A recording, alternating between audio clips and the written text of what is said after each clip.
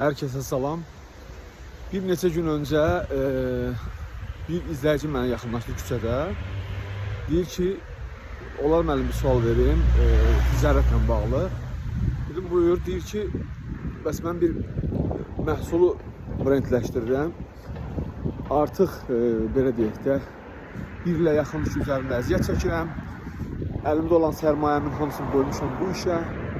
Artıq ikinci maşınımı da yaxdırmışam və artıq bir şey qalmayıb ki, düz yola çıxmağına işin. Amma pulum bitib. Mən gedib kreditə girimmi, müəllim?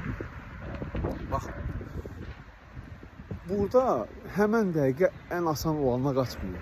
Yəni kredit bilin ki, yəni bank zaten sən oradakı 20-30% ola biləcək ehtimal edilən gəliri bərbaşdan səndən alır, ondan sonra səni özünü belə deyək, işçi eləyir.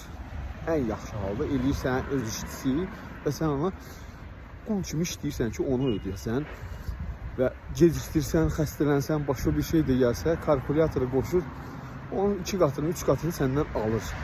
Ala bilməyəndə də, nə bilim, əmlakını satdırır, evi satdırır, biznesi alır əlindən. Ondansa, əgər biznesindən əminsənsə, ona hissədar cəlb elə, şərik cəlb elə, göstər, biznes planını göstər, işləyəcəyinə onu əmin elə və onu bir hissə qarşılığında, yəni 5%, 10% qarşılığında onu cəlb elə, amma gedib banka girmə.